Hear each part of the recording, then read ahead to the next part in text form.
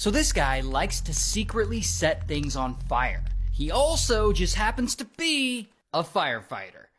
Now the guy's name is John, and John is 35 when this story starts, and he's living in Glendale, California.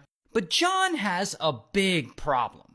Even though he works as a firefighter and he mainly handles arson investigations, he also loves starting fires. Like he'll low-key set a whole ass building on fire, and then later he'll show up to investigate it. And so, of course, he always figures out the cause of each fire because, he's the one who secretly started it. And he does this a ton. Like, he sets all kinds of fires and no one knows it's him. And one day in 1984, John gets the urge to start yet another one. So he builds an incendiary device using a cigarette and some matches and flammable glue. Then he drives to South Pasadena to this home improvement store. And there he goes inside, and when no one is looking, he lights his incendiary device and he places it on a foam cushion, and he just walks away and leaves the scene. And the fire catches, and slowly it starts to spread, and then kaboom, the flames get out of control, and this creates a big structure fire, and unfortunately 4 people die because of this. And later, the firefighters show up, and the sheriff's department rules the cause as an electrical accident. But John hears this, and he's like, no, it wasn't. He starts arguing with them, like, no, someone deliberately set the fire. It's like he secretly wants credit or something. But anyway, soon he goes and he sets another fire, and then another one, and then another one. Then he'll later investigate, and he'll pinpoint the cause with accuracy. And over time, he starts to get a really good reputation as a top arson expert. He even starts writing articles about how he caught over 40 serial arsonists and how he understands how they think. So on the outside, John looks like the Sherlock Holmes of arson. He's always appearing on TV to reassure people whenever there's a fire. But in reality, he's kind of a psychopath. And the fires he sets hurt people. And so 3 years go by. And it's now 1987. And one day, John attends an arson investigators conference in Fresno, California. And while he's there with all those other arson investigators, boom, the urge to start a fire suddenly hits him again. So he sneaks away from the conference, and he walks into a pharmacy, and he plants this incendiary device in some sleeping bags that are on display, and he sets them on fire. And kaboom, the whole store goes up in flames, and it burns down. Then he sees a fabric store, and he does the same thing, like he secretly sets that on fire too.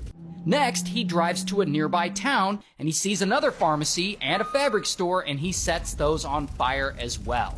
And no, he's not done yet. Then he drives over to yet another nearby town, and in a craft shop, he hides his incendiary device in some artificial flowers. And kaboom, the whole place goes up in flames.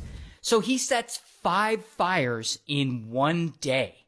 However, this time, at the scene of one of the fires, arson investigators find what turns out to be a clue. One of the incendiary devices is partially wrapped in yellow paper. It's not much, but it's something. Not only that, but the captain of the Bakersfield Fire Department, this guy, Marvin notices that several fires have occurred since that arson investigators conference started. And that is when Marvin starts thinking, maybe the person behind all this is one of the attendees of the conference. But, he doesn't have any evidence. It's just a theory. And so he shares this theory with other fire captains, but they don't really take him seriously.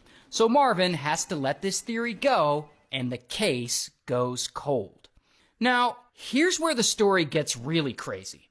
A few years pass, and it's now 1989. And there's another arson expert conference happening in Pacific Grove. And of course, John is there attending. And while he's there, he again gets the urge to start some fires. And so he goes and he secretly lights up multiple buildings in the area. And again, when the arson investigators investigate the aftermath, they find that the fire was started with the same type of incendiary device wrapped in a piece of yellow paper. Plus, this time, there's a partial fingerprint. And Marvin, he hears about these fires, and he immediately notices the timing. These fires also happened during an arson conference. So now he's convinced that whoever is starting these fires is an arson investigator. So he himself starts investigating. And he gets a list of the attendees of the conference, and he compares the names to the list from the previous conference years ago. And he sees that only 10 people attended both events. And one of those people is John. So he then orders a fingerprint test on these 10 guys, because he wants to see if it matches that partial fingerprint that they found. But, unfortunately, the system can't confirm a match. So, nothing else happens, and again, the case goes cold. Then 2 more years pass, and it's now 1991, and John's weird ass is still out there setting fires. And by now, he's like overconfident. I mean, he's been doing this for 7 years, and so far, no one has caught him. So he decides to take it a step further and write a novel for some reason. It's called Points of Origin. And it's about an arson investigator who secretly starts a bunch of fires while pretending to solve them. So the novel he's writing seems to be like low-key about himself. Like it feels like it's based on him. And in the book, he even writes about details from the real fires that he started. Like, he writes about how this character starts a fire in a hardware store that ends up killing 4 people, which is exactly what John did years earlier.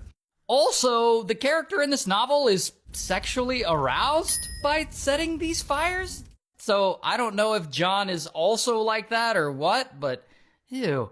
Anyway, while he writes this book, he keeps setting fires. He sets fire to a store in North Hollywood. He starts a fire in Glendale that destroys over 60 homes. He even sets fire to part of Warner Brothers Studios' backlot, which destroys one of their sets.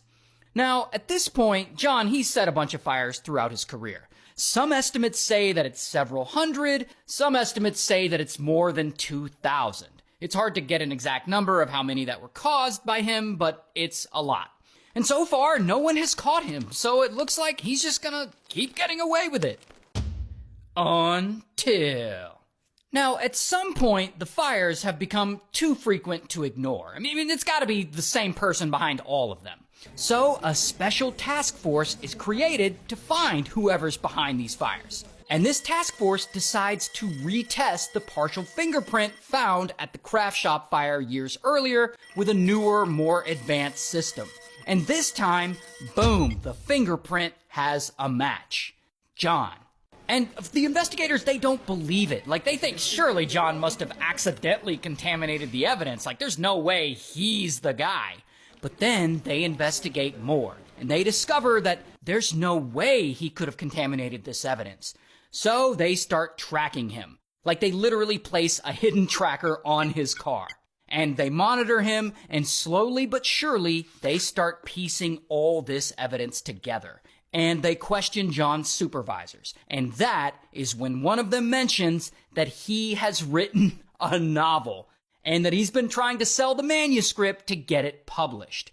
And so they go and they search John's home, and they find the manuscript, and so they comb all through it, and they immediately notice how similar the stories in his book are to the real-life fires. So, with all this evidence against him, bam, police arrest John. And I couldn't find a mugshot, but here he is in police custody. And so, after all that, ultimately he gets life in prison.